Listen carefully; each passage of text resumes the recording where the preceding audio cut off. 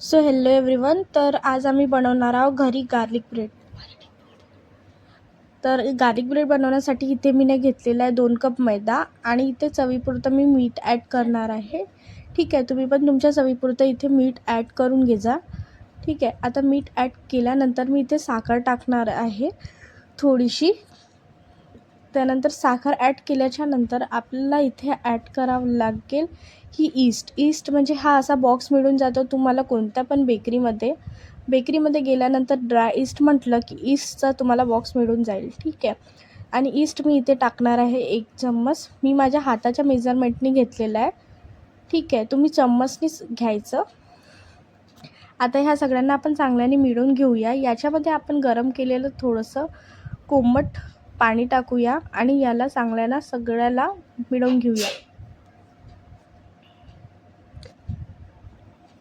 ठीक आहे, यांना मिळवल्याच्या नंतर थोडं पाणी ॲड केल्याच्या नंतर आपल्याला याला मिळवून घ्यायचं आहे. चांगलं पीठ जास्त पातळही नाही आणि जास्त कडक पण नाही, असं पीठ भिजवून घ्यायचं आहे. ठीक आहे, बघा इथे जसं कर मी थोडं पाणी ॲड करून पीठ भिजवून घेते आहे. आता सगळं पीठ मळल्याच्या नंतर आपल्याला इथे ऑइलनी पिठाला ग्रीस करून घ्यायचं आहे चांगल्या प्रकारे. बघा जसं मी करते आहे.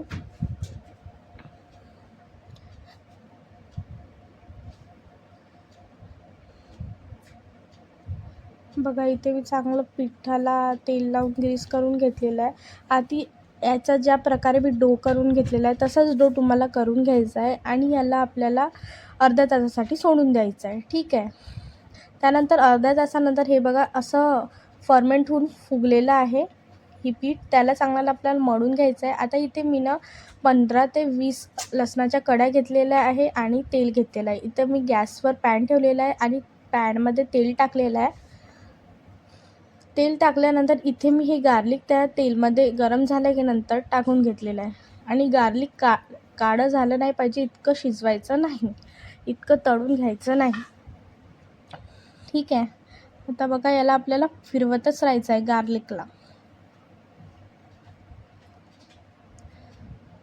बघा लवकरच होऊन जाते गार्लिक, त्यांना जास्त वेळ नाही लागत व्हायसाठी. ठीक आहे, गार्लिक झालं की त्याच्यानंतर गॅस ऑफ करून घ्यायची. हे गार्लिक आणखी थोडा वेळ तेलात मुरू द्यायचं.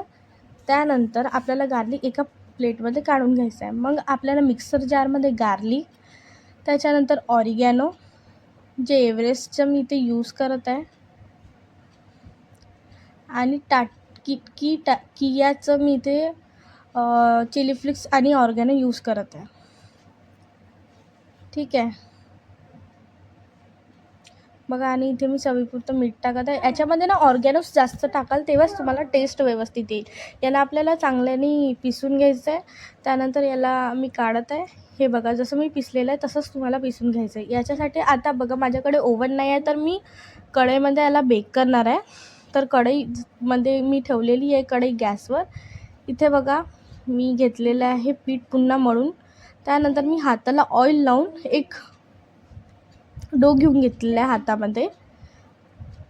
मी माझ्या साईजचा घेतलेला आहे, तुम्हाला ज्या साईजचा हवा तुम्ही आपल्या साईजनी घेऊ शकता. त्यानंतर बघा यांना चांगल्याला मला मळून घ्यायचं आहे. आता मी नाही का कढईमध्ये टाकलेलं आहे मीठ. ठीक आहे, बेकिंग व्हायसाठी मीठ आवश्यक असते. इथे बघा आता मी कोरपाटवर तेल लावून घेते आहे आणि इथे हाताला पण तेल लावून मी गार्लिक ब्रेडचा जो बेस आहे त्याला फैलवून घेत आहे. बघा या प्रकारे आपल्याला फैलवून घ्यायचं आहे ब्रेड. बघा इथे गॅस कमी गॅसवर मी चालू केलेली आहे आणि गॅस चालू केल्याच्या नंतर एक स्टँड किंवा कोणतं पण झाकण तुम्हाला त्या मिठाच्या वर कढईमध्ये ठेवावं लागेल. इथे मी प्लेटाला पण ग्रीस करून घेतलेलं आहे. आधी मी विसरली होती प्लेटला ग्रीस करणं, मग नंतर मी प्लेटला पण ग्रीस केले आणि जे आपण पिसलं होतं ते मी या म्हणजे ह्या बेसवर टाकत आहे. बघा ह्या प्रकारे जशी मी टाकत आहे तसंच तुम्हाला पण टाकून घ्यायचं आहे छान प्रकारे.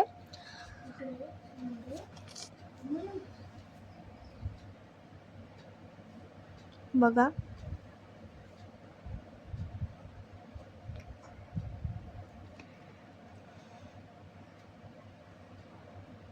आपण जसं देसी स्टाईलमध्ये बनवून बघत आहेत तर तसंच तुम्ही पण बनवून बघणार, खूपच टेस्टी बनणार.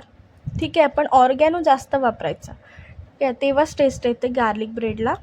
ठीक आहे, ते बघा मी आता इथे सगळंच स्प्रेड करून घेतलेलं आहे चांगल्या प्रकारे. जसं मी करत आहे तसंच तुम्ही पण करून घ्या. आता याच्यावर मी वरतून टाकत आहे आपलं सांबार बारीक बारीक कट करून. ठीक आहे, आता ही प्लेट ठेवली मी कढईवर आणि याला ठेवलं मी झाकून 15 ते 20 मिनटासाठी. ठीक आहे, आणि तुम्हाला ना इथे एव्हरेस्टचा चिली फ्लेक्स आणि कियाची ऑर्गॅनोसच यूज कराल, खूप टेस्टी बनते.